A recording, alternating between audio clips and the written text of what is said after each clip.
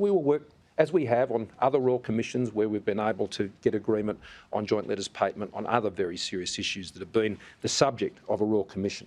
The Royal Commission will have a mandate to examine the systemic issues and any common themes in past deaths by suicide of Australian Defence Force members and veterans, the experience of members and veterans who may continue to be at risk of suicide.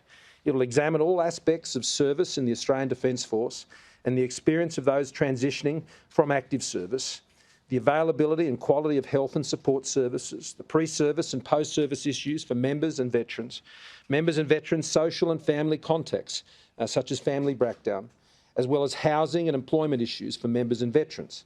The Royal Commission will have regard to and build on the valuable work already done in this space, such as the Productivity Commission's report on a better way to support veterans inquiry from 2019, matters that also continue to be addressed through the budget context.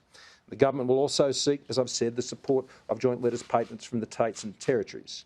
We understand and recognise that some families and others, many, may not wish to share their experiences, and the inquiry will be respectful of that.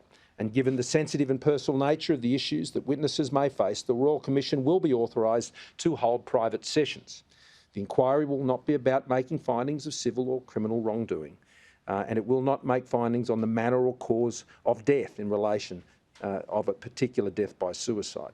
The Commission will have the full range of compulsory powers available to it: summon witnesses, hold public hearings, take evidence on oath or affirmation, compel the production of documents and witness statements, and receive information and evidence in private sessions, similar powers to what was to be established under the National Commissioner. I've asked Minister Chester to lead that consultation process, which he will do. I also note that the government intends that the Royal Commission and the National Commissioner for Defence and Veteran Suicide Prevention will be established together. That is the government's intent, and we'll be bringing forward amendments to the bill that is currently before the Parliament to ensure that these two initiatives work together, established together to operate in a complementary way. The Royal Commission will look at past deaths by suicide, including suspected suicides and lived experience of suicide risks from a systemic point of view, while the National Commissioner will have a forward-looking role, including overseeing the implementation of the Royal Commission's recommendations. That is indeed something that I have not seen before when it comes to a Royal Commission of that nature, establishing a statutory National Commissioner to take up the recommendations of a Royal Commission and to ensure that is put in place in advance. The Royal Commission will be able to consider any past death, as I've said.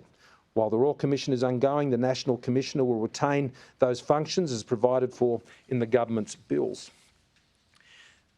This will be an important process for the families, I believe, to be able to come and to put their case in whatever form the Royal Commission provides for. I think it, and I hope it will be, a healing process. I hope it will be a process by which veterans and families can find some comfort, but it obviously can't replace the loss. We understand that. I think this will be a process that will assist in the comfort that those families have been seeking, and I understand from listening that that is a key objective, a key reason why they have sought such a commission to be established. I'll pass you over now to the Minister to go through some further matters relating to the Royal Commission. But I also want to give this commitment to veterans. The Royal Commission will not be done to replace the need for ongoing work.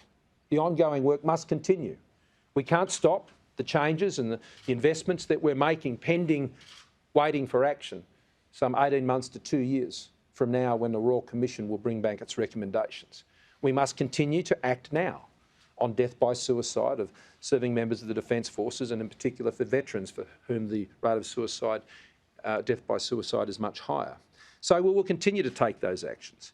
$11.5 billion a year the government commits to support veterans and their families every single year. As a government, we've extended free mental health care, uncapped and demand-driven.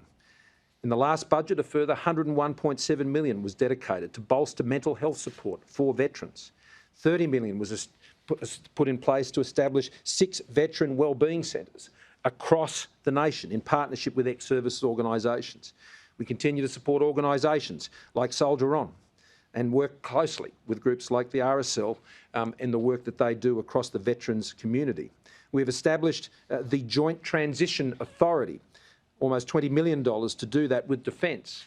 One of the key changes that have already been made is from the day a person signs up and pulls on that uniform with our Defence Forces, that is the day that our Defence Forces begin the work of assisting them transition for the time that comes ultimately when they will leave the Defence Forces.